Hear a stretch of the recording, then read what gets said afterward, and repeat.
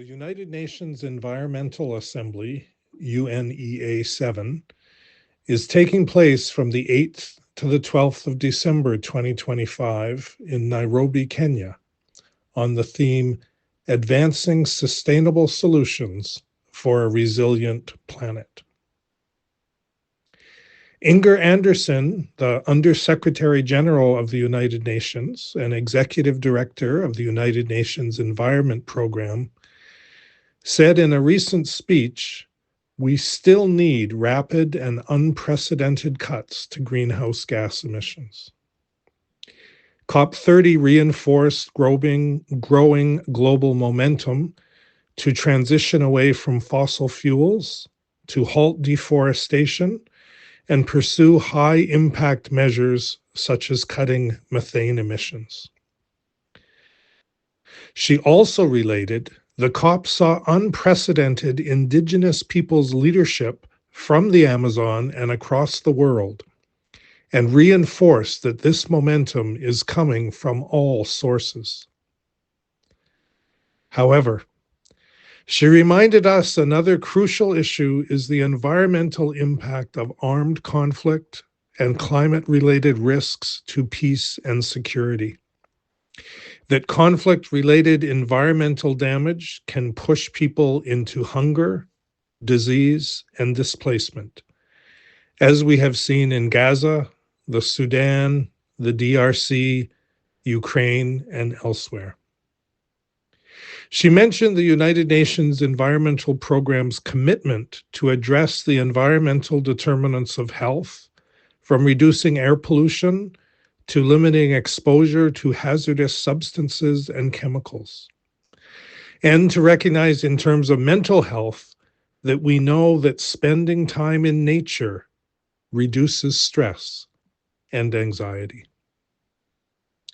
The Undersecretary spoke about the 3 pillars of the UN Charter: peace, human rights, and development, and that preparation, practical, focused, and collaborative, is exactly what is needed to move forward. She ended her speech by saying, "We are in a period of change. It is up to all of us to shape this change to emerge stronger, sharper, better able to support the UN system and member states to stabilize the climate, restore nature, land, and biodiversity, and decrease pollution and waste, and ultimately deliver a better future for the billions of people we serve across the world." As delegates gather for the UNE-7, let's take a moment to send them good energy for their deliberations. Let's send them drops of peace, hope, and the inner resilience and the ethical leadership that is needed for the negotiations before them. Let's take a moment to breathe.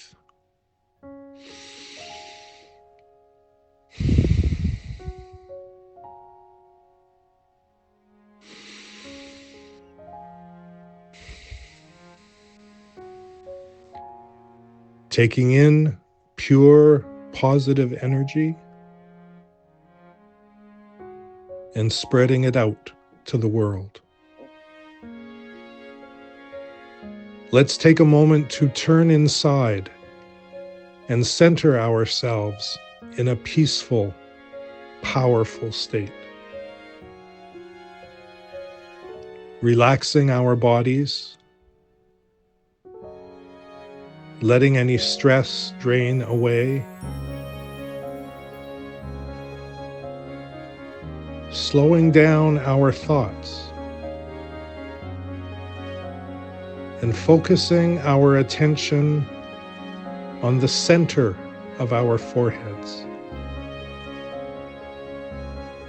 That point many philosophies and belief systems consider as the third eye, the seat of the soul.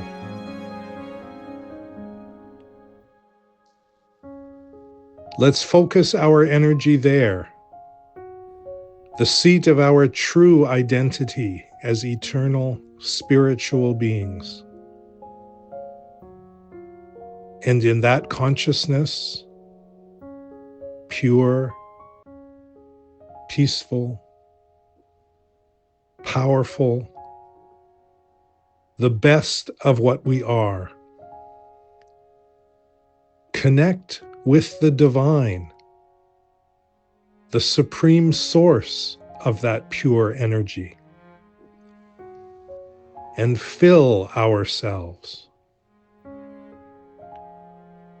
Accumulate as much of that energy as we can.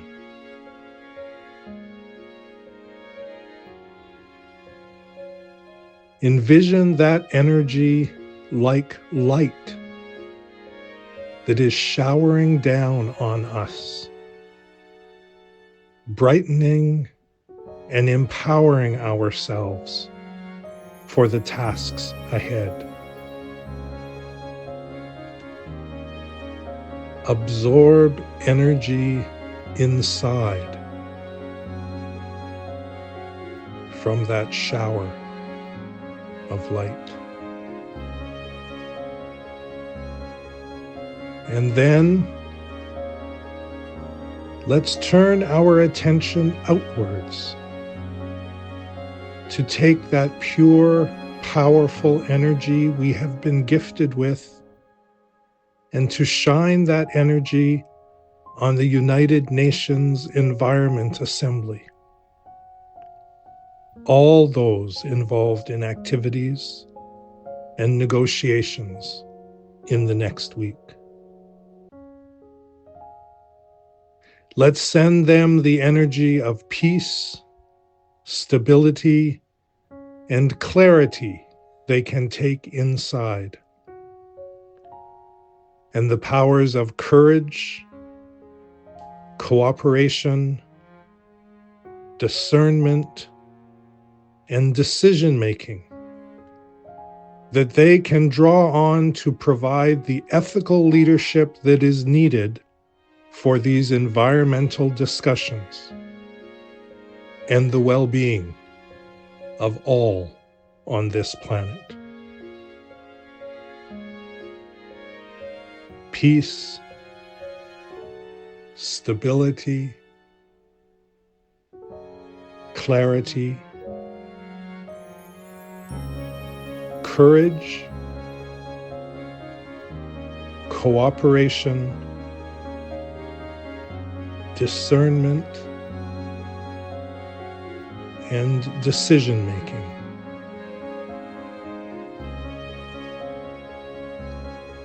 Thank you for sharing your good energy with the world. Om Shanti.